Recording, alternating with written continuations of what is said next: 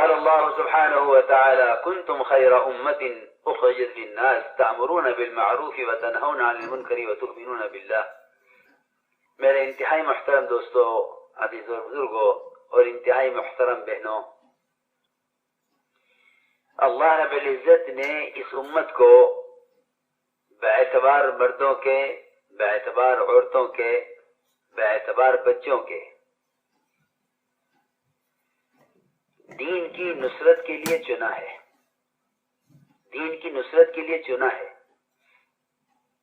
اور یہ انتخاب اس طرح اس لیے کیا ہے تاکہ امت میں کوئی ایک طبقہ بھی ایسا نہ رہے جو دین کے مددگاروں میں شامل نہ ہو اور اپنے آپ کو دین کا مددگار خیال نہ کرے. امت ان تینوں طبقات پر، امت کا لفظ ان تینوں طبقات پر لاگو ہوتا ہے، مرد، عورت اور بچہ. اگر ان تینوں طبقات میں سے کوئی ایک طبقہ بھی اعمال دعوت پر اور دعوت اللہ پر قائم نہیں ہے تو گھر میں باطل کے داخل ہونے کا وہی ذریعہ بنے گا. یہ ایک مسلم اور تجربے کی بات ہے اور لوگوں کو اس کا مشاہدہ ہے، لوگ جانتے ہیں. کیونکہ اصولی بات یہ ہے کہ جو خود اپنی ذات سے حق کی طرف داعی نہیں ہوتا، باطل اس کو اپنی دعوت کے لیے استعمال کرتا ہے.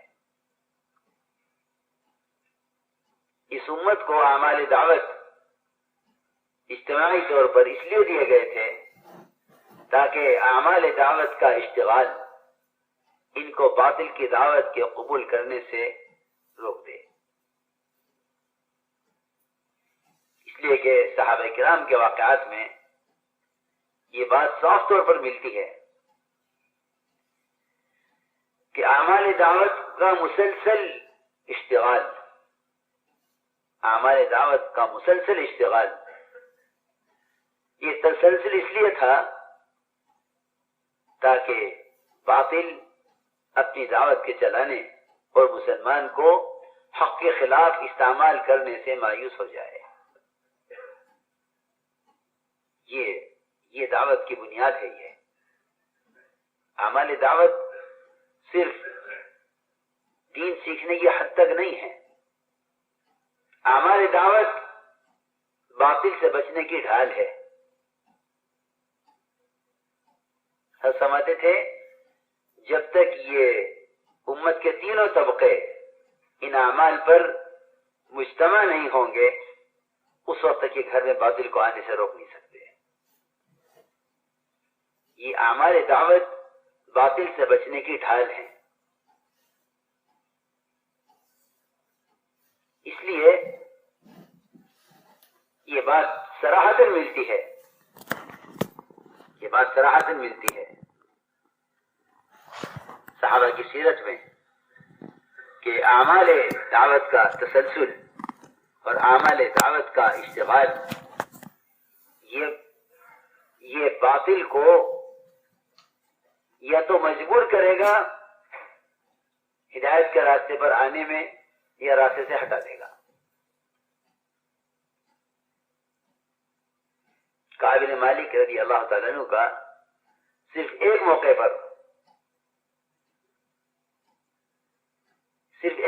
پر اللہ کے راستے میں نہ نکلنا، اس نے غسان بادشاہ کو اس بات پر آمادہ کیا کہ انہیں اپنی طرف آنے کی دعوت دے. میں عرض کرنا چاہتا تھا کہ ان باتوں کو سمجھنے کے لیے ہر کام کرنے والے کے لیے ضروری ہے کہ وہ مولانا صاحب کے بیانات کو غور سے پڑھا کرے تاکہ عورتوں کے اور مردوں کے اور بچوں کے ان اعمال دعوت پر مجتمع ہونے کا بنیادی سبب معلوم ہو کہ اس کا مقصد کیا ہے. یہ باطل سے حفاظت کا، یہ اعمال باطل سے حفاظت کا قلعہ ہے، یہ اعمال باطل سے حفاظت کا قلعہ ہے۔ یہ خیال کرنا کہ جو ذمہ داری، جو کام، جو کارنامے اور دعوت میں جو تقاضے مرد پورا کر سکتے ہیں، یہ عورتوں کی سطح نہیں ہے، یہ خیال بالکل غلط اور باطل خیال ہے۔ جس طرح عورتوں کو امت ہونے کے رشتے سے نہیں کاٹا جا سکتا، اس طرح عورتوں کو دعوت اللہ کی ذمہ داری کی سطح سے نیچے نہیں سمجھا جا سکتا۔ یہ اصل میں جو کہنا چاہتا ہوں، جس طرح عورت کو امت ہونے کے رشتے سے نہیں کاٹا جا سکتا، امت کا لفظ عورت، مرد، بچے تینوں پر لاگو ہوتا ہے، اسی طرح عورت کو اس دعوت اللہ کی ذمہ داری میں مرد کی ذمہ داری سے کم نہیں سمجھا جا سکتا۔ گھر کے جو اعمال ہیں، یہ گھر کے اعمال، یہ گھروں میں باطل کے داخل ہونے سے، باطل کو گھروں میں داخل ہونے سے روکنے کے لیے اور ہدایت کا نور دلوں میں اتارنے کے لیے تھے، ہدایت کا نور دلوں میں اتارنے کے لیے اعمال تھے۔ ان اعمال دعوت کو ہدایت اور تربیت کے یقین کے ساتھ کرنا، ان اعمال دعوت کو ہدایت اور تربیت کے یقین کے ساتھ کرنا، یہ اصل ان کا مقصد ہے۔ ریکنسٹرکشن آف کتنی واضح بات ہے dailymarkers.com کہ قرآن نے گھروں میں عورتوں کے کیے جانے والے اعمال کو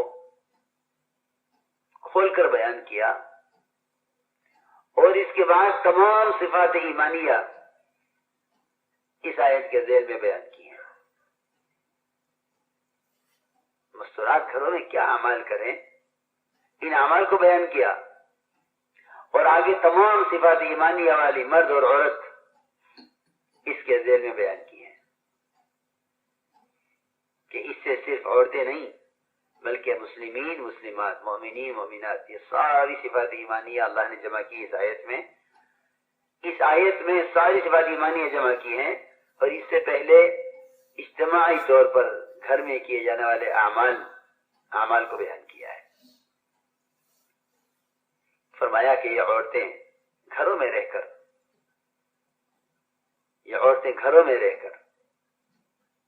اس گھروں میں رہنے کا مطلب یہ نہ سمجھا جائے کہ عورت دوسرے گھروں کے اندر اعمال عبادت کا ماحول قائم کرنے کے لیے اپنے گھر سے نہ نکلے، اس کا مطلب یہ نہ سمجھا جائے، بلکہ اس کا مطلب یہ ہے کہ جاہلیت کے طریقوں کی طرح بن سنور کر گھر سے باہر نکلنے سے عورت پرہیز کرے، اس لیے کہ عورت نام ہی عورت کا ہے، عورت شرمگاہ کو کہتے ہیں، لیکن عورت سر سے لے کر پیر تک چھپانے کی جگہ ہے۔ عورت تو سطر کو کہتے ہیں، مرد کو عورت نہیں کہتے، اس لیے کہ مرد سر سے لے کر پیر تک چھپانے کی جگہ نہیں ہے، عورت سر سے لے کر پیر تک چھپانے کی چیز ہے، اس لیے عورت کو عورت کہا جاتا ہے کہ یہ سراپا عورت ہے، اس لیے فرمایا کہ یہ بن سنور کر باہر نہ نکلیں، اپنے گھروں میں رہیں، اور گھروں میں کیا اعمال کریں۔ سب سے پہلے فرمایا وَأَقِمْنَا الصَّلَاةَ، نمازیں ایسی درست اور اتنی کامل نمازیں قائم کریں، کیونکہ نماز کا قائم کرنا ہی اس کو کہتے ہیں جو مسلمان کی زندگی کو 100% تبدیل کر دے۔ 100% دین کو قائم کرنے والا عمل اور 100% دین کو قائم کرنے والا سبب وہ نماز کا کامل ہونا ہے۔ تو فرمایا وَأَقِمْنَا الصَّلَاةَ، پہلا کام، وَآتِينَا الزَّكَاةَ، انہیں اپنے مال سے بڑی محبت ہوتی ہے. یہ شوہر کا مال زکات میں دلوا دیں گی لیکن سونے سے محبت ہے. کہا کہ یہ اپنے مال کی زکات دے.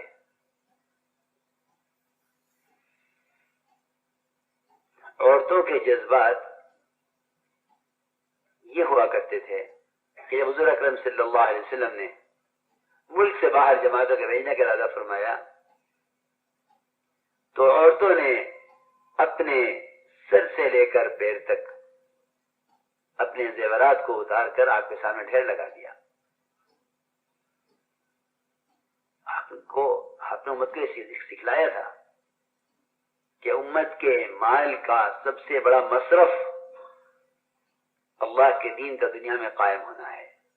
اور غور بھی کیا گیا تو یہی ملا لو انفقوا فی سبیل اللہ ولا تلقوا بأیدیکم الی التہلکہ کہ اللہ کے راستے میں اللہ کے راستے کی نقل و حرکت میں اللہ کے راستے کی نقل و حرکت میں مال خرچ کرنے میں کمی مت کرو ورنہ اپنے ہاتھوں اپنے آپ کو ہلاکت میں ڈال دو گے. یہ آیت نازل اس وقت ہوئی تھی جب انصار مدینہ نے صرف 6 مہینہ مدینہ منورہ میں رہنا طے کیا تھا. اس وقت آیت نازل ہوئی تھی. اس میں یہ سمجھایا گیا تھا کہ اس امت کے مال کا سب سے پہلا مصرف وہ اللہ کے راستے کی نقل و حرکت ہے. تو میں عرض کر رہا تھا کہ یہ دوسری صفت بیان کی, دوسرا حکم دیا وآتین الزکاۃ, اور اللہ کے رسول کی اطاعت کریں.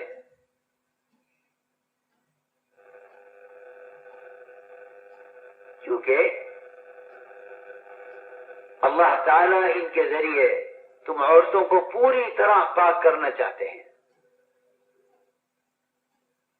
یہ اس آیت پر اگر غور کریں ہم, انما یرید اللہ لیذهب عنکم الرجس اہل البیت ویطہرکم تطہیرا, کہ اللہ تعالیٰ یہ چاہتے ہیں, انما یرید اللہ چاہتے ہیں ان یذهب عنکم الرجس اہل البیت, کہ ایک گھروں میں رہنے والیوں اللہ چاہتے ہیں کہ تمہیں پوری طرح ہر گندگی سے, ہر گناہ سے, ہر شرک سے پوری طرح پاک کر دیں. یطہرکم تطہیرا, کہ اللہ پوری طرح پاک کرنا چاہتے ہیں. آگے فرمایا وَاذْكُرْنَ مَا يُتْلَى فِي بُيُوتِكُنَّ مِنْ آیَاتِ اللَّهِ وَالْحِکْمَةِ, ان عورتوں کو چاہیے کہ یہ گھروں میں اجتماعی طور پر قرآن کی تلاوت اور اللہ کی قدرت اور اس کی بڑائی کے تذکرے کیا کریں. ان اللہ کان لطیفا خبیرا, اللہ تعالیٰ بہت باریک بین و باخبر ہے کہ تم عورتیں گھروں میں کیا کر رہی ہو.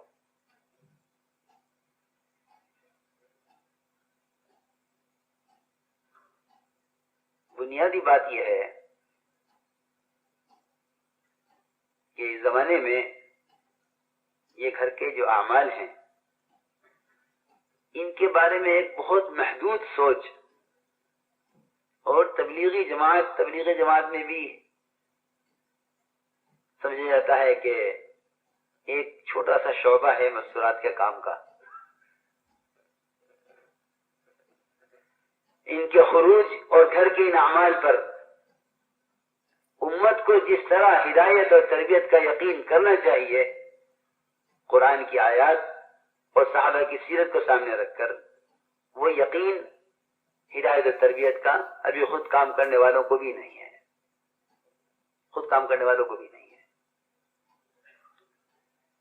یہ باہر جتنا بڑا شورا کا ذمہ دار ہو, لیکن گھر کی تعلیم میں اس یقین کے ساتھ مرد کی شرکت نہیں ہے کہ اللہ رب العزت نے ان اعمال کے اندر تمام صفات کا پیدا کرنا اور ہر طرح کی گندگی اور گناہ سے پاک کرنا رکھا ہے.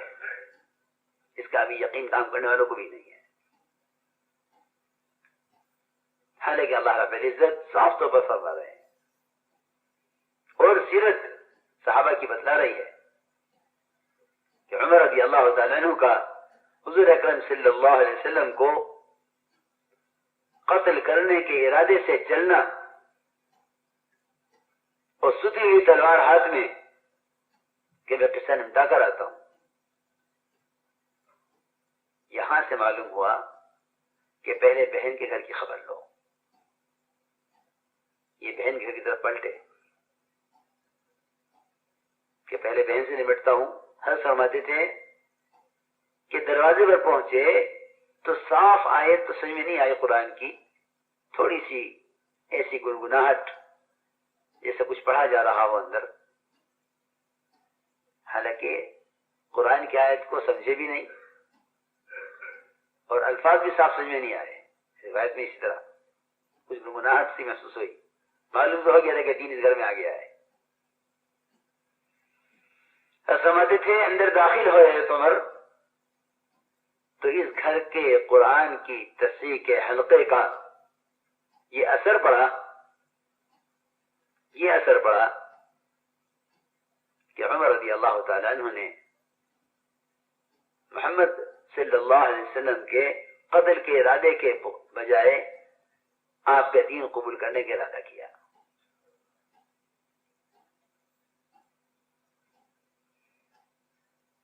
پوچھا کیا کر رہی تھی؟ ہم یہ پڑھ رہے تھے. ایک اندر کا غصہ تو اترا، لیکن عمر رضی اللہ کے جذبات اور ان کی شدت، یہ ساری شدت اور یہ غلط جذبہ ایسا تبدیل ہوا استقامت میں کہ جو نقصان اسلام کو حکومت کی وفات سے ہوا ہے وہ نقصان کسی سے نہیں ہوا، اور جو درار اسلام کے قلعے میں حکومت کی وفات سے پڑی ہے وہ کسی سے نہیں. یہ ملتا ہے روایتوں میں. اشدہم فی امر اللہ عمر، کہ اللہ کے دین کے بارے میں عمر سب سے زیادہ مضبوط اور سخت ہیں. لیکن اگر ہم حضرت عمر کے اسلام کے سبب کی طرف جائیں کہ آخر سبب ہدایت کیا ہوا، یوں تو عام سے عام آدمی آپ کے دین سے نفرت کرتا تھا، لیکن عمر کی شدت اور سختی، اللہ نے اس ساری ضد کو استقامت میں تبدیل کیا. سبب کیا ہوا کہ سبب گھر میں قرآن کی تصحیح کا حلقہ یہ عمر کی ہدایت کا اصل سبب بنا ہے. ہجرت سے پہلے کا عمل ہے. بعض مرتبہ ساتھ اس پر کہ بھئی یہ کیا ضروری ہے، اس کی کیا ضرورت ہے، حالانکہ قرآن کھول کر کہہ رہا ہے وَاذْكُرْنَ مَا يُتْلَى فِي بُيُوتِكُنَّ مِنْ آيَاتِ اللَّهِ وَالْحِكْمَةِ. یہ اعمال دعوت ہیں، اس لیے دیے گئے ہیں. عورت کو اللہ رب العزت نے جو استعداد اور قوت دی ہے، اس کی صلاحیت کا استعمال اگر یہ اعمال دعوت پر نہ ہوا اور یہ خیال نہ کیا جائے کہ یہ ناقصات العقل ہیں، کہ عقل کا نقصان تو جب ہے جب اس عقل کا استعمال ہدایت اور اعمال دعوت کے لیے اور دین کو قائم کرنے کی غرض سے استعمال نہ ہو. ورنہ فتح مکہ جو فتح اسلام ہے، اگر اس فتح مکہ کے بنیادی سبب کی طرف جاؤ، جس طرح میں نے عرض کیا کہ اگر حضرت عمر کی ہدایت کے بنیادی سبب کی طرف جاؤ تو وہ قرآن کی تصحیح کا حلقہ ملے گا. اگر حضرت عمر کے اسلام کے بنیادی سبب کی طرف جاؤ تو وہ قرآن کی تصحیح کا حلقہ ملے گا، اور اگر فتح مکہ فتح اسلام کے بنیادی مقصد کی طرف جاؤ تو وہ ام سلمہ کا مشورہ ملے گا. میری بات وہ توجہ چاہتی ہے. تو کیا ملے گا؟ ام سلمہ کا مشورہ ملے گا کہ میں پریشان ہوں، کیا کروں. اللہ کا حکم ہے کہ واپس جاؤ اور سر منڈاؤ، احرام کھولو اور عمرے کی قضا کرو، واپس جاؤ. لیکن میرے صحابہ اپنے ایک جذبے میں ہیں کہ ہمیں عمرہ کرنا ہے، میں کیا کروں؟ ام سلمہ نے آپ کو مشورہ دیا کہ آپ کو ان سے کچھ کہنے کی ضرورت نہیں ہے، آپ اپنا سر مڑا لیجئے، آپ اپنا سر مڑا لیجئے، یہ سب کے سب آپ کو دیکھ کر وہ کریں گے جو آپ کریں گے۔ آپ نے ام سلمہ کے کہنے پر یہی کیا۔ صحابہ نے جو سر مڑانے کو تیار نہیں تھے، اپنے سر خود اپنے ہاتھوں سے اپنے سر کے بال مونڈے، ان کے سروں سے خون بہ رہے تھے۔ وہ نبی کو ایک عمل کرتے ہوئے دیکھے، خود نہ کرے، ایسا نہیں ہو سکتا۔ لیکن غور کیا جائے تو اس نے بڑے جذبے کو حکم پر قربان کرنے کا جو بنیادی سبب بنا ہے وہ ام سلمہ کا مشورہ ہے، اور یہ حدیبیہ ہی اصل فتح مکہ ہے۔ صحابہ خود فرماتے ہیں کہ تم لوگ کہتے ہو کہ فتح مکہ پر حملہ کرنا ہے، ہم جانتے ہیں کہ فتح مکہ وہ حدیبیہ ہے۔ میں عرض کر رہا ہوں کہ یہ خیال نہ کیا جائے کہ یہ کچھ پروگرام ہیں تبلیغ والوں کے جو یہ ہر گھر میں قائم کرنا چاہتے ہیں، نہیں، اس کام کو پروگرام سمجھنا اور ہدایت کا ضابطہ سمجھنا، اس کا فرق صرف یہی ہے کہ اگر ان اعمال کو زمانے کے اعتبار سے سمجھ کر کیے جائیں تو یہ پروگرام ہے، اور اگر ان اعمال کو اعمال ہدایت اور اعمال نبوت اور اعمال صحابہ یقین کر کے کیا جائے تو یہ ہدایت کا ضابطہ ہے، تو ہدایت کا ضابطہ ہے، پروگرام نہیں ہے، تو ہدایت کا ضابطہ ہے۔ صحابیات نے آپ سے طلب کیا کہ یا رسول اللہ، یہ مرد آپ کے پاس آتے ہیں، مسجد میں آتے ہیں، بات سنتے ہیں، آپ کی حدیثیں یاد کرتے ہیں، ہمیں ان کو موقع ہونا چاہیے۔ آپ صلی اللہ علیہ وسلم نے ہفتے کا ایک دن متعین کر دیا کہ ہفتے میں ایک دن عورتیں جمع ہو جایا کریں اور آپ ان میں بات فرمائیں۔ افسر تعلیم کیوں؟ ہر گھر کے اندر اعمال دعوت قائم کرنے کے لیے ہے، افسر تعلیم ہر گھر میں اعمال دعوت قائم کرنے کے لیے ہے۔ عائشہ رضی اللہ تعالی عنہ نے گھر کی تعلیم سے وہ علم حاصل کیا ہے کہ کبار صحابہ مشکل مسائل میں حضرت عائشہ سے رجوع کرتے تھے۔ اللہ جزائے خیر دے اس زمانے میں علماء حق کو کہ ان عورتوں کو اس پرفتن زمانے میں، جبکہ ایک مسلمان عورت کا جذبہ بھی یہ ہو، ایک مسلمان عورت کا جذبہ بھی یہ ہو کہ وہ دنیا کے فنون اور جہالت میں اول نمبر آ کر دکھلائے، اس گندے جذبے کے زمانے میں ان عورتوں میں علم کا شوق اور ذوق پیدا کر دینا، یہ میں سمجھتا ہوں کہ یہ علماء حق کا اخلاص اور ان کو امت کی عورتوں کو علم کی طرف متوجہ کرنا، یہ علماء حق کا اخلاص اور ان کی خدمات کا نتیجہ ہے۔ ورنہ عورت کا یہ جذبہ گندا جذبہ ہے، انتہائی گندا جذبہ ہے کہ وہ دنیا کو آگے بڑھانے اور دنیا کو ترقی دینے کے لیے مرد کے شانہ بشانہ چلے۔ یہ عورت کی حیا، عورت کی فطرت اور عورت کا جو ایک گھریلو نظام ہے، اس سب کے بالکل خلاف ہے۔ اللہ نے اس کے اندر یہ صلاحیت رکھی ہی نہیں ہے، اللہ نے اس میں یہ صلاحیت رکھی ہی نہیں ہے۔ ہاں، اگر یہ اعمال دعوت اور اعمال عبادت کی طرف آئے گی تو پھر اس کی صلاحیتیں ایسی ہیں کہ اگر صحابیات کے کی اعمال اور ان کی قربانیوں پر غور کیا جائے تو یہ امت کے اسلام میں داخل ہونے کا ایک بہت بنیادی سبب ہے. اس لیے میں نے عرض کیا کہ یہ گھر کے اعمال، ان اعمال کو اعمال ہدایت اور اعمال تربیت اور اعمال نبوت یقین کیا جائے.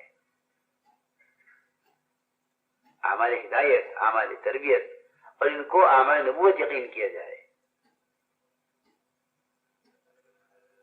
گھروں میں کہنے والا اور ان کا خروج تو اس لیے ضروری ہے تاکہ ہر گھر کا 24 گھنٹے کا نظام دعوت اور عبادت پر، ذکر تلاوت پر آئے.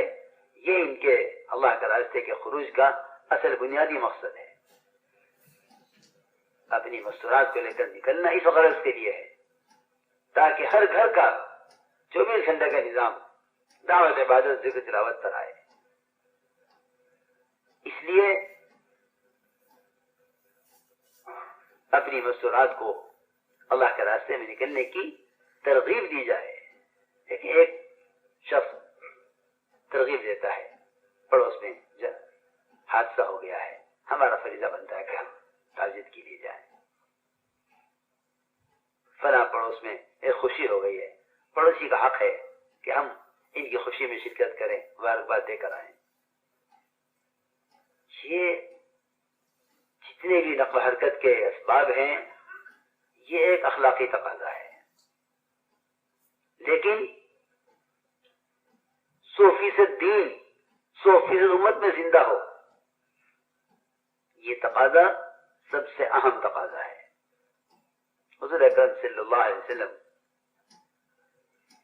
ام حرام بنت ملحان کے گھر میں آرام فرما رہے تھے. مسکراتے ہوئے اٹھے. ام حرام نے پوچھا کہ آپ کیوں مسکرائے؟ فرمایا کہ ام حرام، مجھے ایک جماعت دکھلائی گئی ہے خواب میں جو کشتیوں میں سوار ہو کر فلاں ملک میں اللہ کے دین کو پہنچانے کے لیے سفر کرے گی، اور وہ کشتی میں ایسے بیٹھے ہوئے ہوں گے جیسے بادشاہ اپنے تختوں پر اطمینان سے بیٹھے ہوئے ہوتے ہیں. ام حرام نے عرض کیا کہ مجھے بھی جماعت میں شامل کر دیجیے. سمندری سفر، انتہائی خطرناک سفر، آپ مجھے اس میں شامل کر دیجیے. فرمایا ام حرام تم اسی جماعت میں ہو. پھر آپ سوئے، دوبارہ مسکراتے ہوئے اٹھے. پھر پوچھا ام حرام نے اب کیا بات ہے، کیوں مسکرایا؟ آپ ام حرام مجھے ایک جماعت اور دکھلائی گئی ہے جو اللہ کے راستے میں نکلے گی اور سمندری راستے سے سفر کرے گی، اور ایسے بیٹھے ہوئے ہوں گے تختوں پر جیسے بادشاہ ہمیں تختوں پر اطمینان سکون سے بیٹھے ہوتے ہیں. ام حرام نے عرض کیا دوسری جماعت میں بھی میرا نام لکھ دیجیے، دوسری جماعت میں بھی شامل کر دیں. آپ نے فرمایا ام حرام کہ تم پہلی جماعت میں نکل کر فلاں ملک میں وفات پا چکو گی تو دوسری جماعت میں کیسے شامل ہو جاؤ گی؟ پہلی جماعت میں نکلو گی، اس ملک میں جاؤ گی، وہاں تمہاری وفات ہوگی، وہاں تمہاری تدفین ہوگی، تم دوسری جماعت میں کیسے ہو سکتی ہو؟ اللہ اکبر. اسی بھی عورتیں ہوتی ہوں گی. اس عورت کو بتلا دیا گیا ہے کہ تو فلاں ملک میں جا کر مرے گی، وہ جانے کے لیے تیار ہے. ان گھروں کے اندر ایمان کے حلقوں سے وہ ایمان کی قوت تھی کہ عورتیں گھر میں پیش آنے والے حوادثات کو مردوں سے چھپاتی تھی. اب عورتوں کے ایمان کا حال یہ ہے کہ مردوں کو حوادثات عورتوں سے چھپانے پڑتے ہیں. بھائی کون بتائے گا عورتوں کو، کس طرح سمجھائیں گے؟ کہ وہ فلاں بیمار ہو گیا تھا، بیماری بڑھ گئی تھی، ایک دن تو یہ خبر، اگلے دن یہ خبر کہ سیریس ہے، اگلے دن یہ خبر کہ انتقال ہو گیا. عورتیں ہیں کیسے سنبھالیں گی؟ کیوں؟ وہ اعمال کہاں ہیں جن اعمال کے یقین پر عورت ہر حادثہ برداشت کر سکتی ہے. عورت اپنے بچے کا حادثہ برداشت نہیں کر سکتی. عورت کی فطرت ہے، بڑے بڑے حادثہ برداشت کر لے گی، لیکن عورت سے بچے کی تکلیف برداشت نہیں ہوتی. اس لیے کہ جتنی نعمتیں ہیں وہ سب باہر کی ہیں. اولاد وہ نعمت ہے جو اس کے اپنے بدن کا حصہ ہے، اور مرد برداشت کر لیتا ہے اس لیے کہ اس نے اس کے حمل کو اور اس کے بچے کے جننے کی تکلیف کو برداشت نہیں کیا. بچے کے جننے کی تکلیف کو برداشت نہیں کیا. لیکن عورت نے یہ دونوں تکلیف برداشت کی ہیں. وضعته حملته امه کرها ووضعته کرها، دو تکلیفیں ہیں، دو تکلیفیں برداشت کی ہیں. بچے کا انتقال ہو گیا، بیمار تھا، شوہر باہر گئے ہوئے تھے. آ کر پوچھا ام سلیم بچے کا کیا حال ہے؟ کہ بچے کی طبیعت پہلے سے بہت اچھی ہے. سوچیے اس کے چہرے سے ذرہ برابر محسوس نہیں ہوا کہ گھر میں بچے کا جنازہ رکھا ہوا ہے. شوہر ہیں، تھکے ہوئے آئے ہیں، مجھے چاہیے کہ میں ان کو سنبھالوں. بچہ بالکل خیریت سے ہے، سکون سے ہے، پہلے سے بہت بہتر ہے، اب کوئی تکلیف نہیں ہے. باپ دن ہو گیا، گھر میں بچے کا جنازہ رکھا ہوا ہے چھپا کر. روایت میں ہے کہ اس عورت نے اس دن جتنا اچھا اپنے حسن و جمال کا اور اپنے بلاؤ سنگار کا جتنا بہتر سے بہتر انتظام کر سکتی تھی اس نے وہ کیا. اچھے سے اچھے کپڑے پہنے، شوہر کے لیے کھانا تیار کیا، پہلے کھانا کھلایا. ایسا نہ ہو حادثے کی خبر سے کھانا چھوڑ دیں، پہلے کھانا کھلایا. پھر خیال آیا کہ شوہر کو مجھ سے ملنے کی خواہش ہوگی، شوہر سے ملاقات کی، اور ایسی ملاقات کی کہ ایسی ملاقات جس سے اس بچے کے گھر سے نکلنے سے پہلے دوسرے بچے کی بنیادی پڑ گئی. دیکھیے اسی عورت، شوہر صحبت کر رہا، گھر میں جنازہ رکھا ہوا،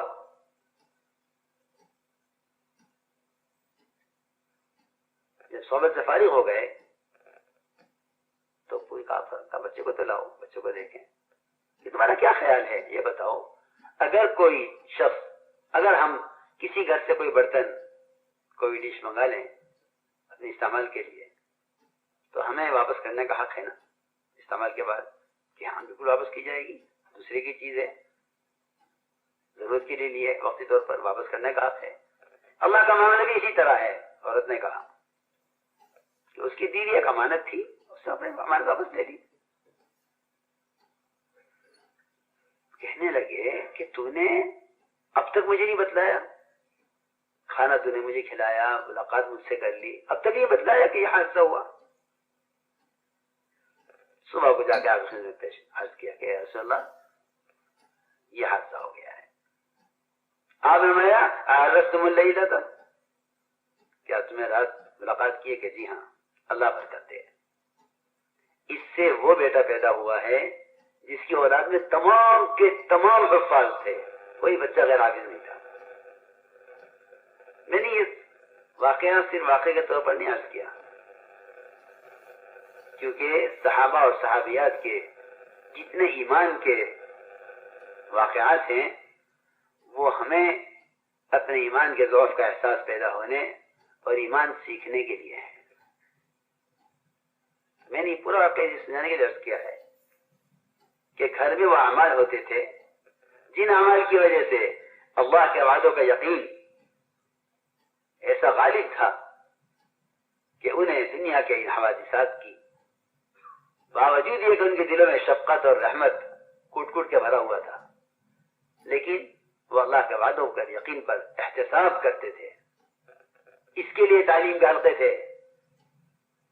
کہ ایسا وعدوں کا یقین کہ ایسے بڑے سے بڑے حادثے کو برداشت کر جاویں اور اللہ کی ذات عالی سے اجر کی امید کر کے اس کو ایسے واقعات کو تحمل کر لیں، برداشت کر جاویں. یہ صفات گھر کے ان اعمال سے. تو میں نے عرض کیا تھا کہ اصل مقصد یہ تھا مسلمات کی جماعتوں کی نقل و حرکت کا، کیونکہ جو ذمہ داری مردوں کی ہے خدا کی قسم وہی ذمہ داری عورتوں کی ہے. ان کے ذمہ ہے مردوں کے کہ یہ مسجدوں میں اعمال کا ماحول قائم کر کے ہر مسلمان کو اعمال مسجد سے جوڑیں. عورتوں کے ذمہ ہے کہ یہ گھروں کے اندر ان اعمال کو قائم کریں. ہماری مسجد کی جماعتوں کا خروج اس لیے ضروری ہے.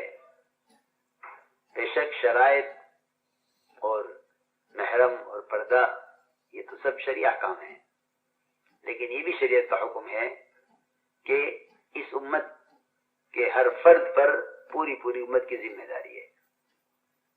اس فریضے کی ادائیگی کا سب سے بنیادی طریقہ یہ ہے کہ گھروں کے اندر ان اعمال کو قائم کرنے اور ہر گھر کی مستورات کو اپنے ساتھ لے کر 24 گھنٹے کے اعمال دعوت عبادت اور 24 گھنٹے کی سنتیں اور احکام شریعت ان کو سکھلانے کے لیے ہر گھر کے اندر مستورات کی جماعتوں کا.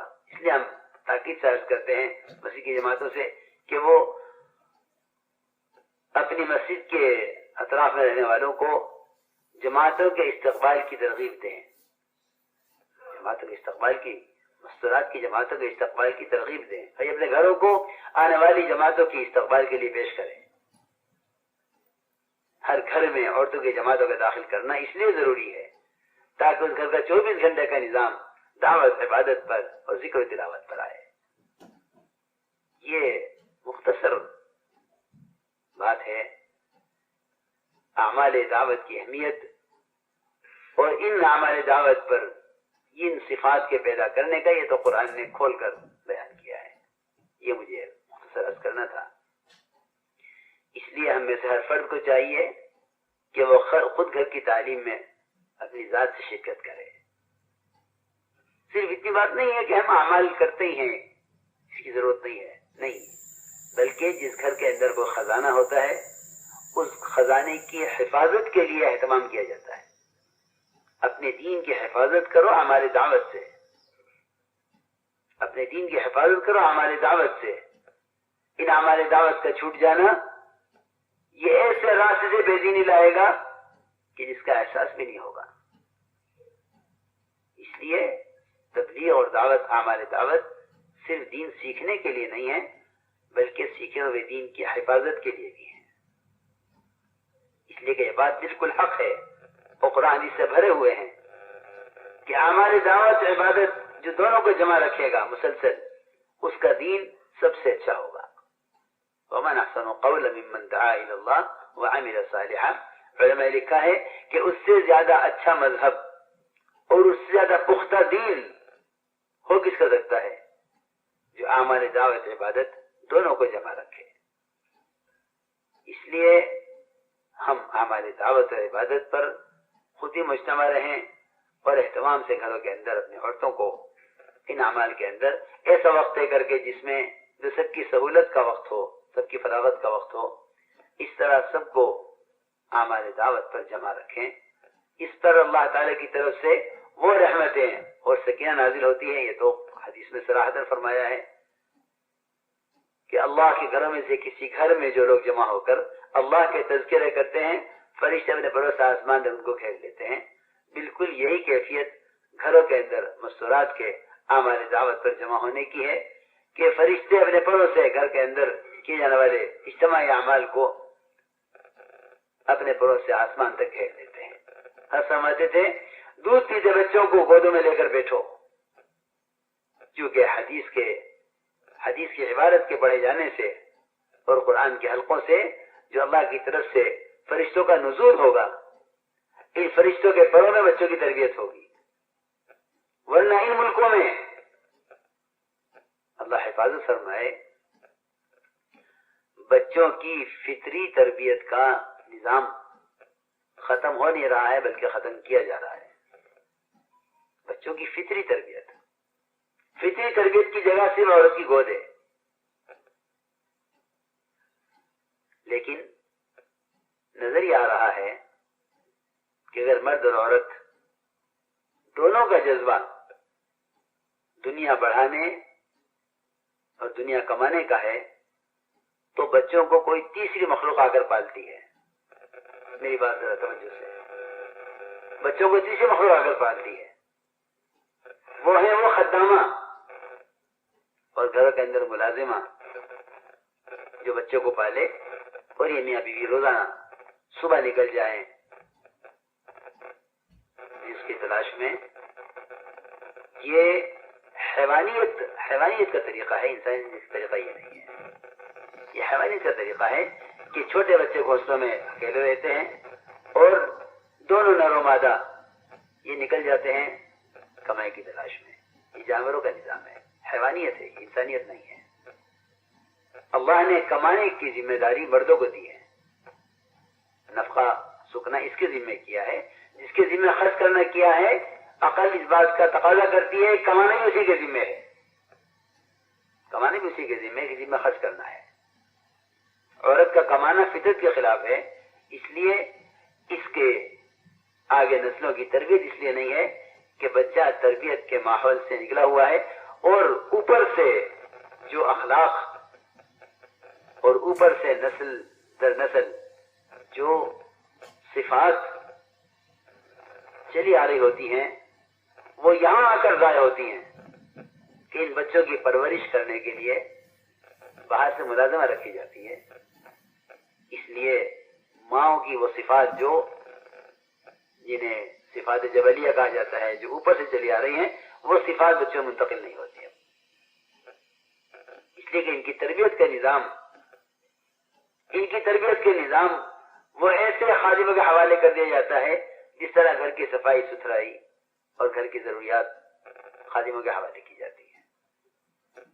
تربیت کی اور مدرسہ سب سے پہلا مدرسہ بچے کا ماں کی گود ہے. اس کے بیانات ہی ملتا ہے کہ چھوٹے دودھ پیتے بچوں کو تعلیم کے حلقوں میں گود میں لے کر بیٹھو. انہیں بچوں کو تم سنبھال لو، میں یہ کام کر لوں، تو بچوں کو تم سنبھال لے، میں یہ کام کر لوں. نہیں، بچے کو سنبھالنا ماں کی ذمہ داری ہے تاکہ ماں کی صفات بچے کے اندر پیدا ہو. اس کو سکھلانا ماں کی ذمہ داری ہے. اس لیے میں نے عرض کیا کہ جو فطری صفات ہیں وہ بچے کے اندر جب منتقل ہوتی ہیں جب اس بچے کی ضروریات کا ماں خود خیال کرے. یہ ایک نیا نظام ہے.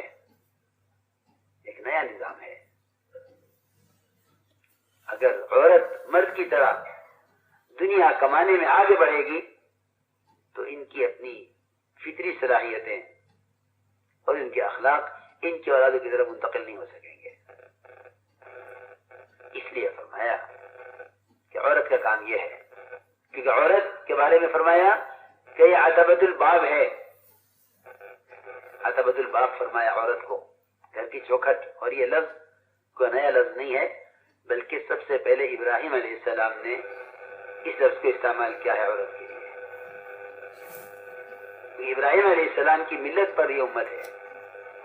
ابراہیم علیہ السلام نے اس لفظ کو استعمال کیا سب سے پہلے، عتبۃ الباب. گھر کی چوکھٹ، دروازہ چوکھٹ سے ہے. اگر چوکھٹ نہیں ہے تو دروازہ بند نہیں ہو سکتا. گھر کی حفاظت عورت سے ہے. عورت کو گھر کا دروازہ نہیں کہا بلکہ گھر کی چوکھٹ کہا ہے. اور اس گھر کو، اس چوکھٹ کو باقی رکھنے کا حکم دیا ہے، اس عورت کو باقی رکھنے کا حکم دیا ہے جو عورت شکر گزار ہوتی ہے. تھوڑا سا وقت ملا ابراہیم علیہ السلام کو، ایک تشکیل سے واپس آئے اور گھر پر پہنچے. بیٹا گھر پر نہیں تھا. 2 مرتبہ آمد ہوئی، دونوں مرتبہ گھر پہ بچہ نہیں تھا. خروج کا اور نقل و حرکت کا ایسا مزاج بنایا گیا تھا کہ لمبی تشکیل سے واپسی ہوئی ابراہیم علیہ السلام کی. اسماعیل علیہ السلام گھر پر نہیں تھے. پوچھا بھی، بہو سے پوچھا کہ اسماعیل کہاں؟ بہو نے کہا کہ وہ شکار پر گئے ہوئے ہیں۔ پوچھا کہ تمہارا اس گھر میں رہن سہن کیسا ہے، ضروریات کا کیا حال ہے؟ تو شکایت کی کہ بڑی تنگی میں رکھا ہوا ہے، بڑی پریشانی ہے، ضروریات پوری نہیں ہوتی۔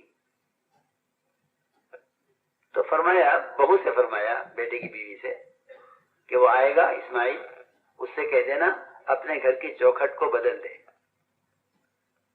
یہ چوکھٹ اچھی نہیں ہے۔ اسی کیا معلوم کہ آپ کیا مطلب ہے؟ اسماعیل علیہ السلام آئے، پوچھا کوئی آیا تھا کہ ہاں ایسے ایسے بڑے میاں شکل کے آئے تھے، کہ ہاں میرے والد تھے، کچھ کہہ گئے ہیں کہ ہاں کچھ کہہ گئے ہیں؟ کیا کہا؟ کہ کہہ گئے تھے کہ گھر کی چوکھٹ بدل دو۔ کیوں؟ حال پوچھا تھا کہ ہاں میں نے بتلایا تھا کہ یہ پریشانیاں ہیں۔ فرمایا کہ وہ مجھے حکم دے گئے تمہیں طلاق دینے کا۔ اسی وقت طلاق دے دی، بیوی کو الگ کر دیا اور چلے گئے۔ ابراہیم سے روانہ ہو گئے۔ پھر آئے ایک عرصے کے بعد، پھر پوچھا، بیوی دوسری آ گئی گھر میں، بہو دوسری آ گئی، پوچھا کہ کیا حال ہے؟ کہ الحمدللہ، ہر حال میں اللہ کا شکر ہے۔ فرمایا کہ اسماعیل آئے گا، اس سے کہہ دینا اپنے گھر کی چوکھٹ کو باقی رکھے، کہ یہ بڑی شکر گزار عورت ہے۔ تو میں نے عرض کیا کہ یہ گھر کی چوکھٹ ہے، گھر کی محافظ ہے۔ محافظ کا مطلب یہ اتنا ہی نہیں ہے کہ یہ شوہر کے مال کی محافظ ہے، نہیں، یہ اپنے گھر میں ہر بے دینی کے آنے سے اپنے گھر کی حفاظت کرنے والی ہے۔ اس لیے اس کا اہتمام کریں، اور ہماری مسورات کو چاہیے کہ شرائط کے ساتھ اور پردے کے ساتھ اور محرم کے ساتھ اور جتنی شرعی حدود ہیں ان تمام حدود کا لحاظ کرتے ہوئے، اس زمانے میں اس وقت ایسے حالات امت کے ہیں کہ ان مستورات کا خروج انتہائی ضروری اور اہمیت رکھتا ہے، کیونکہ پوری امت کو ہماری دعوت پر لانا ہے، ہر گھر کے اندر یہ ہماری دعوت قائم کرنے ہیں، ہر گھر میں ہماری دعوت قائم کرنے ہیں۔ اس لیے اصولی بات ہے اور بار بار عرض کی جاتی ہے کہ 2 سہ روزہ مردوں کے ساتھ، 2 سہ روزہ مردوں کے ساتھ، تیسرے سہ روزہ مستورات کے ساتھ، تیسرے سہ روزہ مستورات کے ساتھ، یہ ترتیب مستورات کے خروج کی ہے۔ 2 سہ روزہ مردوں کے ساتھ، مردوں کی جماعت کے ساتھ، تیسرے مہینے سے روزہ مستورات کی جماعت کے ساتھ۔ اگر ہمیں خود فکر ہے کہ ہر گھر میں ہماری دعوت قائم ہو، تو یہ ہمارے دعوت کو قائم کرنے کی وجہ سے خروج کا تقاضا ہوگا۔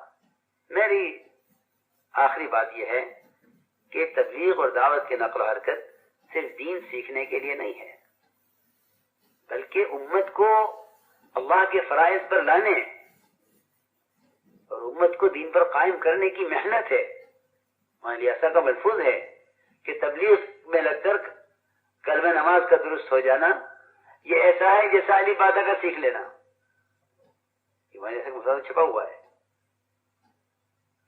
اس لیے اس مستورات کے خروج اور نقل و حرکت کو اس وقت کی سب سے زیادہ ضروری اور اہم چیز سمجھا جائے۔ شیطان یہ وسوسہ پیدا کرے گا کہ یہ کوئی ضروری نہیں ہے اور اس کی کوئی اہمیت نہیں ہے، اور اپنی عورتوں کو خود دین سکھلاؤ۔ بے شک ہمیں چاہیے اپنی عورتوں کو دین سکھلانا، لیکن جس طرح مردوں پر مردوں کی ذمہ داری ہے، اس طرح عورتوں پر عورتوں کی ذمہ داری ہے۔ کنتم خیر امۃ اخرجت للناس تأمرون بالمعروف وتنهون عن المنکر، اس آیت کا مصداق صرف مرد نہیں ہے، اس لیے کوئی طاقت نہیں ہے جو عورتوں کو امت ہونے کے دائرے سے نکال دے، کوئی طاقت نہیں ہے۔ امت کا لفظ عورت، مرد، بچہ سب پر شامل ہے۔ اس لیے عرض کیا جاتا ہے کہ سال میں 2 مرتبہ کم سے کم چلہ، عشرہ، اور جہاں مستورات سے روزہ لگائی ہوئی کم ہے، نیا کام ہے، وہاں مستورات کو بھی سال میں 2 مرتبہ ان کو جوڑ کر ملکوں کے تقاضے کے سامنے رکھے جائیں، ملکوں کے تقاضے کے سامنے رکھے جائیں، اور ملکوں کے لیے مستورات کی جماعتوں کی نقد تشکیلیں اس ششماہی اجتماع میں مستورات کی جائیں۔ حلقے کی سطح پر، ضلع کی سطح پر، جس طرح بھی ممکن ہو، جس میں مجمع زیادہ نہ ہو، اس طرح مستورات کو ان کے مردوں کے ساتھ سال میں 2 مرتبہ جمع کر کے ان کی نقد تشکیلیں ملکوں کے تقاضوں کے لیے اور نئے مستورات کو کا وقت لگوانے کے لیے جہاں کام کا ماحول ہے، اس کا اہتمام کیا جائے، اس کا اہتمام کیا جائے، کریں گے انشاءاللہ۔ اللہ تعالیٰ قبول فرمائے۔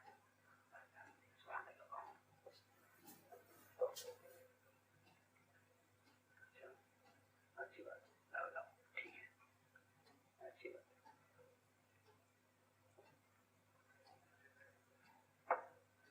مستورات کی طرف سے بیعت کا مطالبہ آیا ہے، لیکن سب سے بنیادی بات یہ ہے کہ پہلے بیعت کی حقیقت کو سمجھنا چاہیے کہ بیعت کیوں ہو جاتا ہے اور بیعت کسے کہتے ہیں۔ حضرت حیات الصحابہ میں بیعت کا باب قائم کیا ہے امت کے بتلانے کے لیے کہ صحابہ کرام کی بیعت کے کیا مقاصد ہیں، اور اطاعت کے بعد سے اس بیعت کا مقصد اور اس بیعت کا عہد سمجھایا ہے۔ اطاعت کے بعد سے بیعت کا مقصد بتلایا، اور بیعت کے بعد سے بیعت کی اہمیت اور بیعت کے مقاصد بتلائے ہیں کہ بیعت کیوں ہو جاتا ہے۔ صحابہ کرام کی بیعت کا بنیادی مقصد اپنے آپ کو 100% اللہ کے اوامر کے حوالے کرنا تھا، اور یہی ہمیں بیعت کے معنی میں ملتا ہے کہ بیعت خریدنے بیچنے کو کہتے ہیں۔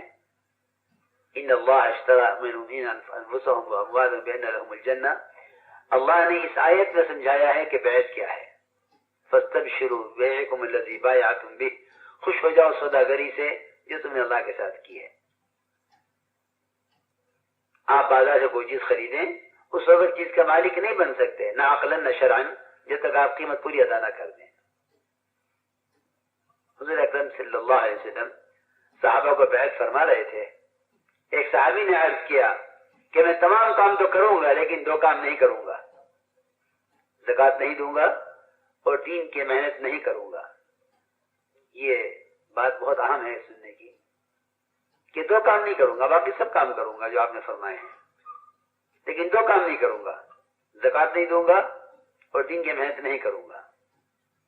حضور اکرم صلی اللہ علیہ وسلم نے فرمایا کہ جب تم زکوٰۃ نہیں دو گے اور دین کی محنت نہیں کرو گے فبما تدخل الجنہ، تو جنت میں داخل کیسے ہو جاؤ گے؟ یہ سوال اس بات کو سمجھانے کے لیے ہے کہ جنت کا مستحق اور جنت کا حقدار بننے کے لیے یہ دونوں فریضے برابر ہیں، زکوٰۃ کا فریضہ اور دین کو دنیا میں قائم کرنے کی محنت کا فریضہ۔ یہ بہت بہت غور کرنے کی بات ہے جو میں آج کر رہا ہوں۔ Reconstruction of آپ نے بیعت کرنے سے ہاتھ کھینچ لیا تو میں ہم بیعت نہیں کریں گے جب تک تم ان دونوں کاموں کے کرنے کا عہد نہ کرو۔ یہ نہیں فرمایا کہ جہاد تو ضروری نہیں ہے، زکوٰۃ ضروری ہے، مال کی زکوٰۃ کا فریضہ ہے، بلکہ آپ نے ہاتھ کھینچ لیا بیعت کرنے سے۔ صحابی نے جب دیکھا کہ آپ بیعت نہیں فرما رہے تو صحابی نے عرض کیا کہ آپ مجھے بیعت فرمائیے، میں یہ دونوں کام بھی کروں گا۔ اس سے معلوم ہو گیا جو اہمیت زکوٰۃ کی فرضیت کی ہے وہی اہمیت دعوت اللہ اور اس امت کے ذمہ دین کی محنت کی بھی ہے۔ آگے جو آیتوں میں بیعت کے مقاصد میں اللہ کے دین کے لیے اپنے وطنوں کا چھوڑنا، اللہ کے دین کی نصرت کرنا، اللہ کے دین کے بارے میں کسی کی ملامت کی پرواہ نہ کرنا، ہر حال میں سننا اور ماننا، دل چاہے یا نہ چاہے، تنگی ہو یا فراخی ہو، اور اس پر بھی صحابہ نے بیعت کی تھی۔ آخری لفظ ہے بیعت کا کہ آپ نے سبھی صحابہ سے عہد لیا ہے کہ میرے بعد دوسروں کو تم سے آگے بڑھایا جائے گا، تم کام سے پیچھے نہیں ہٹو گے۔ صحابہ سے اس پر بھی عہد لیا گیا ہے۔ اس لیے صحابہ کرام خود فرماتے ہیں نحن الذین بایعوا محمدا علی الجہاد ما بقینا ابدا، کہ ہم نے موت تک دین کی محنت کرنے پر آپ سے عہد کیا ہے۔ یہ صحابہ کرام کی بیعت کے مقاصد ہیں، اور صحابہ جس کا عہد کرتے اس کو پورا کیا کرتے تھے۔ یہی وجہ ہے کہ صحابہ کرام نے ہر عہد کو پورا کر کے دکھلایا ہے۔ اللہ نے تعریف کی ہے قرآن میں صحابہ کی، فرمایا رجال صدقوا ما عاهدوا اللہ علیہ، کہ صحابہ مرد میدان ہیں جنہیں اللہ تعالیٰ کے عہد کو سچ کر کے دکھلایا، پورا کر کے دکھلایا۔ جس چیز کا صحابہ کرام عہد کر لیا کرتے تھے اس کو پورا کیا کرتے تھے۔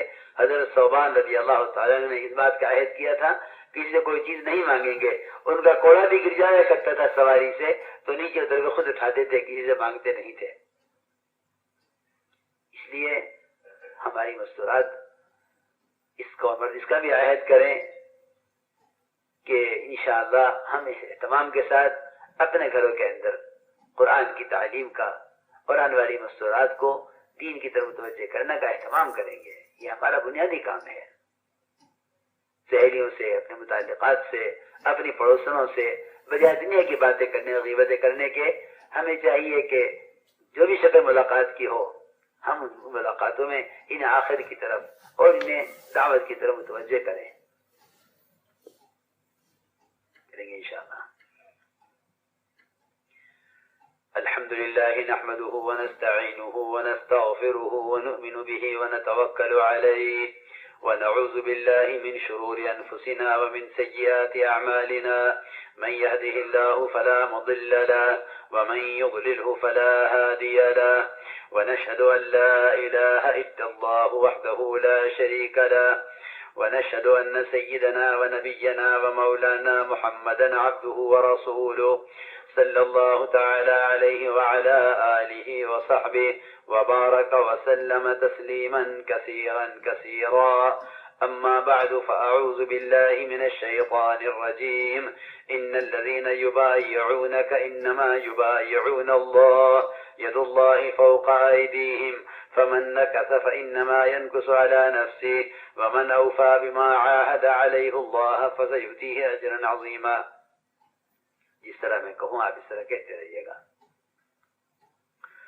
لا الہ الا اللہ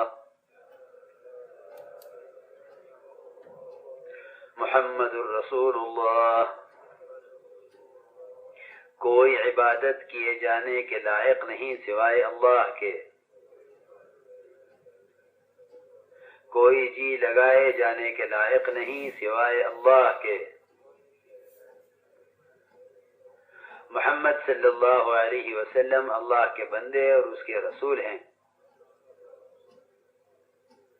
ایمان لائے ہم اللہ پر،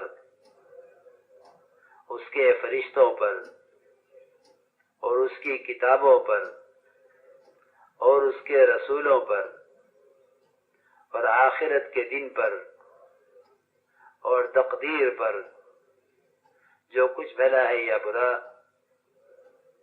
سب اللہ کی طرف سے ہے۔ اور ایمان لائے ہم مرنے کے بعد دوبارہ زندہ کیے جانے پر، توبہ کی ہم نے شرک سے، کفر سے، بدعت سے، پرایا مال ناحق کھانے سے، ناحق کے خون سے، جھوٹ سے، سود سے، غیبت سے، زنا سے، چوری سے، بہتان سے، اور توبہ کی ہم نے اللہ کے راستے کی نقل و حرکت میں کمی کرنے سے، اور توبہ کی ہم نے دین سیکھنے میں سستی کرنے سے، اور توبہ کی ہم نے ہر چھوٹے بڑے گناہ سے۔ اے اللہ توبہ ہماری قبول فرما، عہد میں ہمیں مضبوط فرما، دعوت کے کام کے لیے ہمیں قبول فرما۔ بیعت کی ہم نے حضرت مولانا محمد الیاس رحمت اللہ علیہ کے سلسلے میں سعد کے واسطے سے، یہ بڑے بڑے گناہ ہیں جو کبائر کہلاتے ہیں، ان سے اپنے آپ کو ہر ممکن بچانا ہے، اور گناہوں سے بچنے کے لیے سب سے بنیادی سبب اور بنیادی ذریعہ وہ نوافل کا اہتمام ہے۔ آج کل عام طور سے لوگ نوافل کو ہلکا سمجھ کر چھوڑ دیتے ہیں، یا یہ بھی خیال پیدا ہو گیا ہے کہ نوافل تو بڑے بوڑھے لوگ پڑھتے ہیں جو دنیا کے کاموں سے فارغ ہو جاتے ہیں۔ یہ خیال غلط خیال ہے، بلکہ نوافل کی کثرت اللہ رب العزت کے ایسے قرب کا ذریعہ ہے جس سے بندے کے اعضاء کا استعمال اللہ کی چاہت پر آ جاتا ہے۔ حدیث قدسی کا خلاصہ ہے۔ اس لیے چاہیے کہ تہجد کا اور اشراق چاشت اور اوابین کا خاص طور پر اہتمام کریں۔ تہجد یہ تو سب سے زیادہ نفس کو کچلنے والا عمل ہے، اور نوافل کی کثرت یہ اللہ کے قرب کا بڑا ذریعہ ہے۔ اس لیے ہماری مردوں کو مسلات کو چاہیے کہ یہ گھروں کے اندر نوافل کا خاص طور پر اہتمام کریں۔ دوسرا سبب نظر کی حفاظت ہے۔ اس زمانے میں وہ آلات اور اسباب اور ہر طرف فحش اتنا پھیل گیا ہے کہ نظر کا بچانا سب سے بڑا مجاہدہ ہے۔ جو اپنی نظر کو حرام سے نہیں پھیرے گا، جو اپنی نظر کو حرام سے نہیں پھیرے گا، وہ کبھی عبادت کی حلاوت محسوس نہیں کر سکتا۔ عبادات کی حلاوت اور لذت اس کو محسوس ہوتی ہے۔ یہ حدیث کا مفہوم عرض کر رہا کہ جو اپنی نظر کو حرام سے پھیر دیتا ہے، اس لیے کہ جو نظر حرام کو دیکھے گی وہ نماز میں اللہ کو دیکھنے کی کوشش نہیں کر سکتی۔ یہی صفت احسان کا خلاصہ ہے۔ اس لیے نظر کی بہت حفاظت کریں۔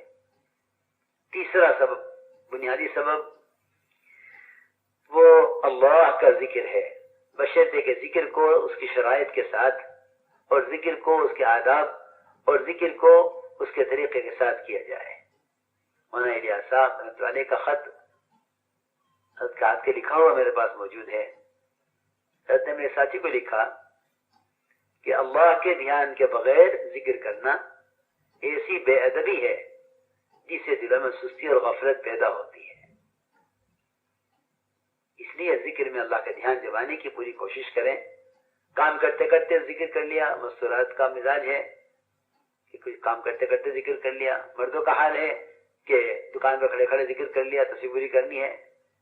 ایک تیری زبان اللہ کے ذکر سے تر رہے، یہ دنیا کے سارے کاموں کو کرتے ہوئے، لیکن اپنے دل کو غفلت سے پاک کرنا اور اطاعت کی استعداد پیدا کرنے کے لیے کچھ وقت اور کوئی مقدار ذکر کی وہ ہے جس میں اللہ کے غیر سے پوری طرح کٹنا چاہیے۔ تمام حاجتوں سے، تمام ضروریات سے، تمام تقاضوں سے اپنے آپ کو پوری طرح منقطع کر کے اللہ کا ذکر کیا جائے کہ ذکر تبتل چاہتا ہے۔ تاکید سے فرمایا وَاذْكُرِ اسْمَ رَبِّكَ وَتَبَتَّلْ إِلَيْهِ تَبْتِيلًا، اللہ کو یاد کرو پوری طرح اس کے غیر سے کٹ کر۔ اس لیے ذکر باوضو کیا جائے، تنہائی میں کیا جائے، اور اللہ کے دھیان کے ساتھ ذکر کیا جائے۔ ذکر میں دل کو، زبان کو دل کے تابع کریں۔ عیسیٰ علیہ السلام فرماتے تھے جب ذکر کیا کرو تو زبان کو دل کے تابع کیا کرو۔ اس طرح ہمیں ذکر کا اہتمام کرنا ہے۔ اس میں ایک تسبیح تیسرے کلمے کی، سبحان اللہ والحمدللہ ولا الہ الا اللہ واللہ اکبر ولا حول ولا قوت الا باللہ العلی العظیم، ایک تسبیح درود شریف کی استغفار کی، تین صبح شام تسبیحات اہتمام سے پڑھیں۔ آپ میں سے جو لوگ حضرت جی مولانا انعام الحسن صاحب رحمۃ اللہ سے بیعت ہیں، ذکر لیے ہوئے ہیں، وہ ان اذکار کا اہتمام کرتے رہیں۔ جو آج بیعت ہوئے ہیں ان کو چاہیے ان 3 تسبیحات کے علاوہ 10 تسبیح اللہ اللہ کا ذکر کر لیا کریں۔ اس طرح کے اول آخر 11 مرتبہ درود شریف پڑھیں، اور 10 تسبیح لفظ اللہ اللہ کا ذکر کر لیا کریں۔ افضل ذکر قرآن کی تلاوت ہے، روزانہ قرآن کی تلاوت کو اپنا معمول بنا لیں۔ اور میں یہ بھی عرض کروں گا ساتھ میں کہ قرآن کو قرآن نہیں دے کر پڑھنے کا اہتمام کیا جائے۔ یہ موبائل میں قرآن کا پڑھنا، موبائل میں قرآن کا رکھنا، یہ ظرف قرآن کے قابل نہیں ہے، یہ ظرف قرآن کے قابل نہیں ہے۔ اس بارے میں جھگڑنا، بحث کرنا، اس سے کوئی فائدہ نہیں ہے، بلکہ اس کا بہترین جواب یہ ہے کہ سلف صالحین کا، خلفاء راشدین کا طریقہ قرآن پڑھنے میں کیا رہا ہے۔ یہ مت کہو کہ یوں بھی ہو سکتا ہے، یوں بھی ہو سکتا ہے۔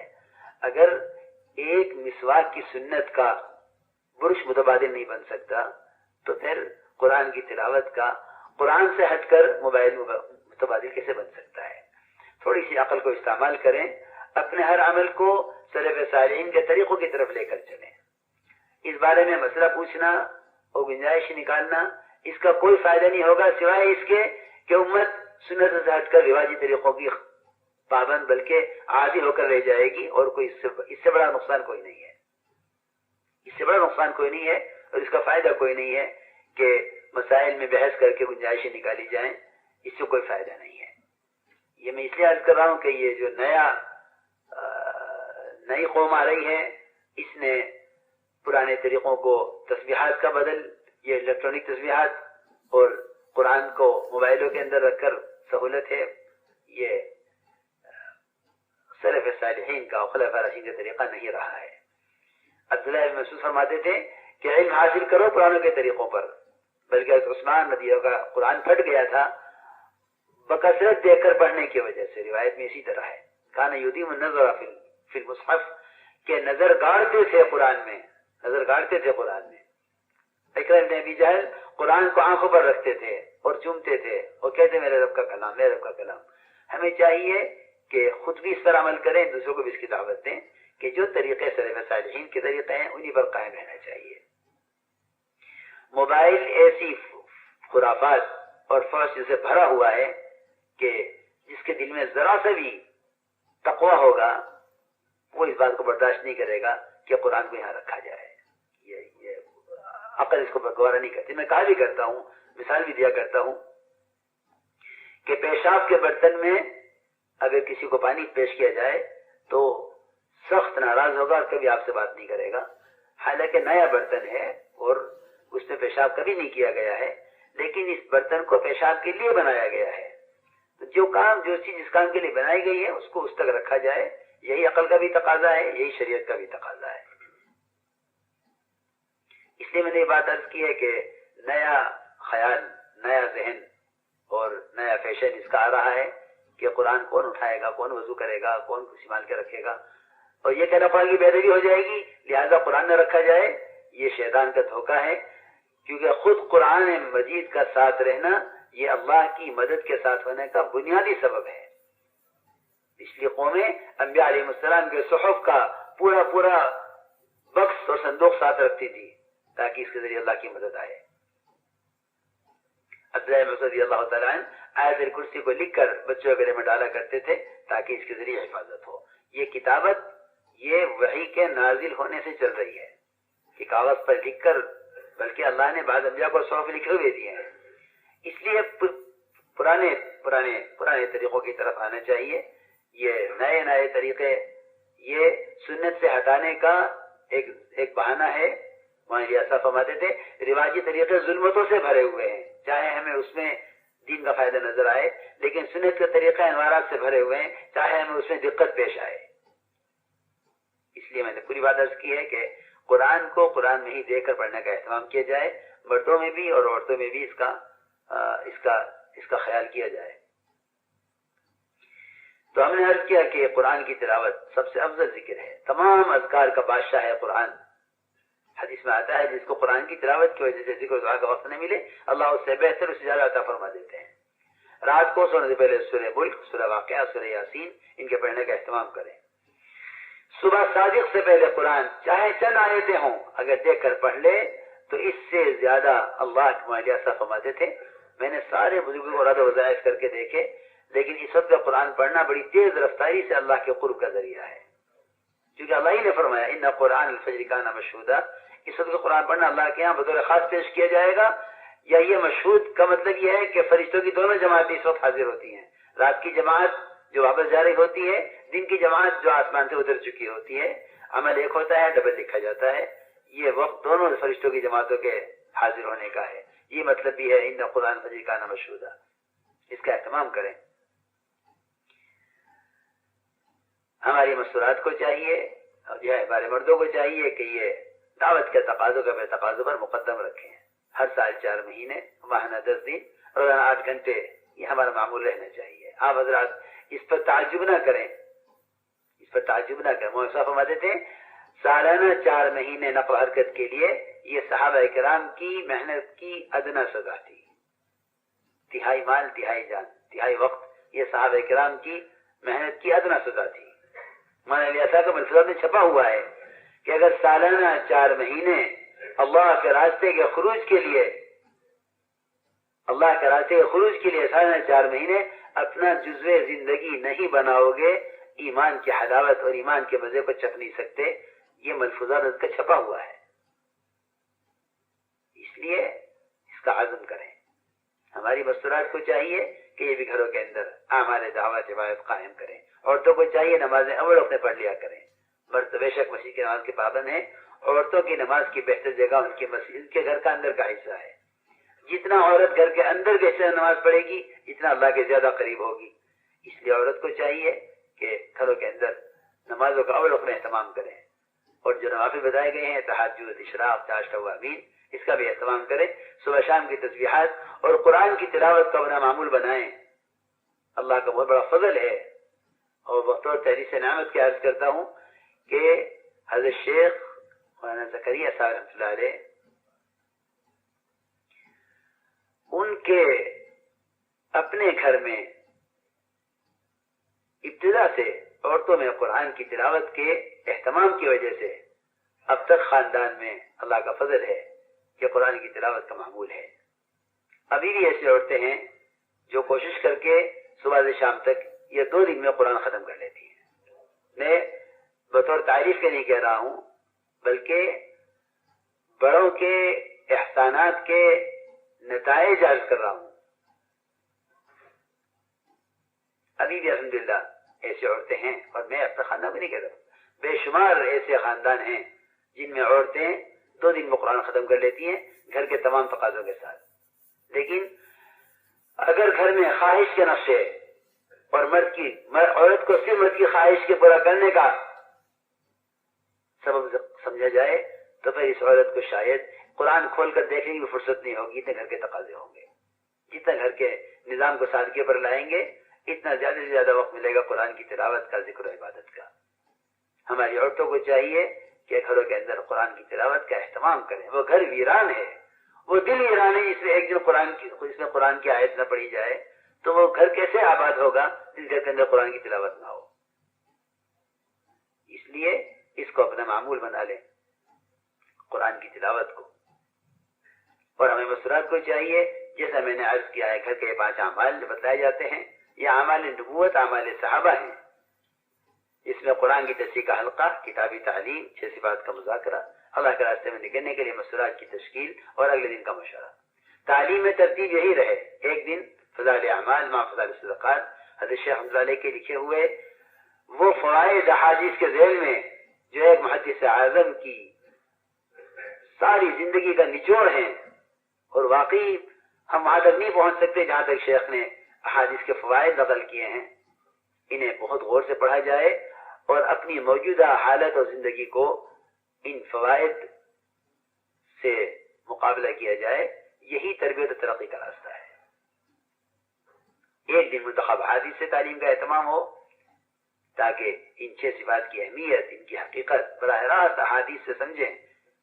اور خروج کے فضائل اہتمام سے پڑھے جائیں تاکہ حضرت کے جمع کی ہوئی روایتوں سے اللہ کے راستے کی نقل و حرکت کی اہمیت اور اس کی رغبت ہماری عورتوں کے دلوں میں بھی اور مردوں میں بھی یہ مزاج عام ہو. اس کا اہتمام کریں. اسی کے ساتھ ساتھ ہماری مستورات کو چاہیے 3 مہینے سے روزہ، 3 سال چندہ اور سالانہ 10 دن اللہ کے راستے میں نکلنے کا اہتمام کریں گے انشاءاللہ. اللهم صل على سيدنا مولانا محمد وعلى آل سيدنا مولانا محمد كما صليت على إبراهيم وعلى آل إبراهيم إنك حميد مجيد. ربنا ظلمنا أنفسنا وإن لم تغفر لنا وترحمنا لنكونن من الخاسرين. رب اغفر وارحم واهدنا السبيل الأقوم. ربنا لا تؤاخذنا إن نسينا أو أخطأنا. ربنا ولا تحمل علينا إصرا كما حملته على الذين من قبلنا. ربنا ولا تحملنا ما لا طاقة لنا به. واعف عنا واغفر لنا وارحمنا أنت مولانا فانصرنا على القوم الكافرين. ربنا آتنا في الدنيا حسنة وفي الآخرة حسنة وقنا عذاب النار. اے اللہ ہمارے گناہوں کو معاف فرما. اے اللہ ہماری خطایا سے درگزر فرما. اے اللہ ہم سے سب سے بڑا جرم یہ ہوا کہ تیرے نبی کی امت مرتد ہوتی رہی اور جہالت گھڑوں میں گرتی رہی، اے اللہ ہم دنیا کمانے میں لگے رہے، ہمارے جرم عظیم کو معاف فرما دے۔ اے اللہ ہمیں صحابہ کی طرح اور صحابیات کی طرح اپنے دین پر چلنے کے لیے، اپنے دین کو دنیا میں قائم کرنے کے لیے قبول فرما دے۔ یا اللہ ایک ایک فرد امت کو، ایک ایک مرد اور عورت کو اپنے دین کا داعی بنا دے۔ ہمارے دلوں میں، ہماری عورتوں کے دلوں میں اے اللہ دین کے مٹنے کا غم پیدا فرما دے۔ اس کے نتیجے میں یا اللہ تو ہمیں دعوت کی نسبت اور قربانی پر قائم فرما دے۔ ان قربانیوں کو قبول فرما کر امت کی ہدایت کے فیصلے فرما۔ یا اللہ تو ہی مربی حقیقی ہے، تو ہی صحابہ کا اور انبیاء کا مربی ہے، اور یا اللہ تو نے ہی صحابہ کی اولاد کی تربیت کی ہے۔ یا اللہ تو ہماری بہترین تربیت فرما، اعمال تربیت پر، اسباب تربیت پر ہمیں قائم فرما۔ یا اللہ ہمیں سنتوں کا احیاء پر قائم فرما، ایک سنت کا ہمیں پابند بنا دے، غیروں کے طریقوں کی نفرت ہمارے دلوں میں پیدا فرما دے۔ یا اللہ اس ملک میں اور پورے عالم میں، خصوصاً اس علاقے میں یا اللہ ہمیں سنت کے احیاء کے لیے قبول فرما لے۔ اے اللہ غیروں کے معاشرے کی نفرت ہمارے دلوں میں پیدا فرما دے۔ اے اللہ غیروں کے معاشرے کی نفرت ہمارے دلوں میں پیدا فرما دے۔ اے اللہ امت میں احیاء سنت کی ذمہ داری کا شعور پیدا فرما۔ یا اللہ ہماری عورتوں کو، ہمارے بچوں کو، ہمارے بڑوں کو اور چھوٹوں کو اے اللہ سب کو دین کی محنت کے لیے قبول فرما دے۔ اے اللہ جو اصول تو ہم سے چاہتا ہے ہمیں اس پر جما دے، جو تو ہم سے نہیں چاہتا اے اللہ تو ہمیں اس سے جھٹک کر ہٹا دے۔ اے اللہ ہمیں اپنی ذات کے ساتھ ذاتی تعلق نصیب فرما۔ اے اللہ اپنے ذکر پر اور شکر پر، حسن عبادت پر، حسن تلاوت پر ہماری اعانت فرما۔ اے اللہ جو عہد تجھ سے کیا گیا ہے اے اللہ تو اپنے فضل سے، اپنی قدرت سے ہمیں اس پر جما دے۔ اے اللہ اپنی رضا والے کاموں پہ ہماری اعانت فرما، اپنی رضا والے کاموں پر ثابت قدم فرما، نامرضیات سے ہماری حفاظت فرما۔ اے اللہ اپنے کرم سے، اپنے فضل سے ہماری دعاؤں کو قبول فرما۔ جن لوگوں نے ہم سے دعاؤں کے لیے کہا ہے یا لکھا ہے جب ہم سے دعاؤں کے متوقع ہیں تو ان کا حسن ذن کی لاج رکھ کر یا اللہ ان کا حسن ذن کی لاج رکھ کر امت کی ضروریات کا تکفل فرما، امت کی پریشانیوں کو دور فرما۔ اے اللہ بیماروں کو شفا نصیب فرما، مقروضین کے قرضوں کے ادا ہونے کی غیب سے صورتیں پیدا فرما۔ اے اللہ جناحت مقدمات میں ماخوذ ہیں ان کی خلاصی کے فیصلے فرما، آخرت کا فکر امت کے دلوں میں پیدا فرما۔ یا اللہ اس مدرسے کی اور اس علاقے کی، ادارے کی پوری حفاظت فرما، ان کے معلمین کی، ان کے متعلمات کی اور ان کے متعلمات کی اور ان کے معلمین کی پوری حفاظت فرما۔ یا اللہ اس مدرسے کے ذریعے پورے یورپ میں اور پورے علاقے میں اور پورے عالم میں یا اللہ علم کو عام فرما دے۔ اے اللہ ان کی خدمات کو امت کے جہالت سے نکلنے اور اپنے عوامر پر آنے اور علم الہی کے حاصل کرنے کا اس کو ذریعہ بنا دے۔ اے اللہ امت کو ان کی خدمات کے ذریعے جہالت کے گھروں سے نکال کر اے اللہ اطاعت کے راستوں پر تو ان کو ڈال دے۔ یا اللہ ہمیں اس علم خدمت کے لیے قبول فرما۔ اے اللہ اس ادارے کی پوری حفاظت فرما۔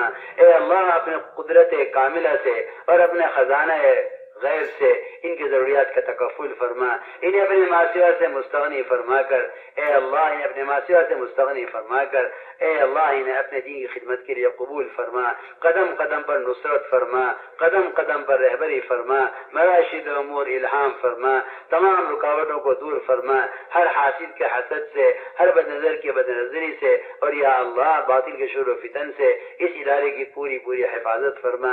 یا اللہ ان کے خدام کو تو اس طرح قبول فرما جس طرح تو نے علماء صحابہ کو علم خدمت کے لیے قبول فرمایا۔ اے اللہ ان کی عورتوں کو اس طرح قبول فرما جس طرح تو نے عائشہ کے ذریعے علم کا بڑا حصہ امت تک پہنچایا ہے۔ یا اللہ کرم فرما کر، فضل فرما کر ہمیں سب کو علم خدمت کے لیے قبول فرما لے۔ اے اللہ اپنے فضل سے ہماری دعاؤں کو قبول فرما۔ ربنا تقبل منا انك انت السميع العليم وتب علينا انك انت التواب الرحيم برحمتك يا ارحم الراحمين۔